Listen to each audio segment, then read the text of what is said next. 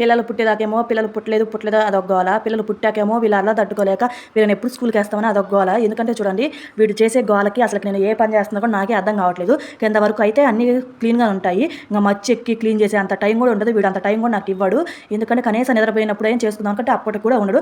కనీసం నిద్రపుచ్చి అలాగా నేను బ్రష్ చేసి వచ్చే లోపలే ఇంకా నిద్ర అయితే లేసేస్తాడు. ఇంకా వాడి అల్లరిలో పడి ఇలాగైతే మచ్చి అయితే క్లీన్ చేసుకోవడమే మర్చిపోయా.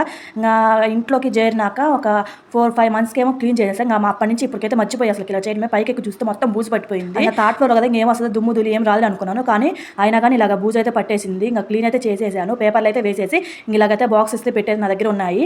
ఆ బాక్సెస్కి అయితే ఒక చిన్న స్టోరీ ఉంది, అదొక స్పెషల్ లాగా ఇంకా అలాగ అక్కడ పెట్టేశాను. ఇంకా తర్వాత నేను ఆన్లైన్లో తీసుకున్నాను ఇవైతే. వీటికైతే వీడియో ఒకటి చేసి పెట్టాను చూడండి.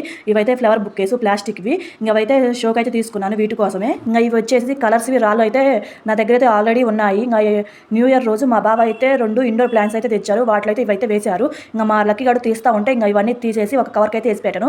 అవైతే ఇలాగ నాకైతే యూజ్ అవుతున్నాయి, ఎందుకంటే ఇవైతే ప్లాస్టిక్వి వెయిట్ లేవు అనమాట. కొంచెం వెయిట్ ఈ రాళ్ళు వేసేలేక కొంచెం వెయిట్ వచ్చి ఇంకా పడిపోకుండా ఇలాగైతే స్ట్రాంగ్ అయితే ఉన్నాయి. ఈ ర్యాక్స్ అయితే ఇలాగ ఫ్లవర్స్ అయితే 3 ఫ్లవర్స్ అయితే పెట్టేశాను. మధ్యలో స్మాల్ ఉంటే అవి పెట్టేశాను. ఇంకా మిగతా లోపల అయితే ఇంకా గాజు సామాన్లు అలాగైతే పెట్టేస్తాను. అంతా బాగుంది. కానీ టీవీ ర్యాక్లో ఏంటి వాటర్ బాటిల్స్ పెట్టాను అనుకుంటారా? టీవీ అయితే కొంచెం పెద్దదండి, అది లెఫ్ట్ సైడ్ ర్యాక్ అయితే పట్టదు, అందుకని దాంట్లో ఒక వాటర్ బాటిల్స్ ల్యాప్టాప్స్ అలా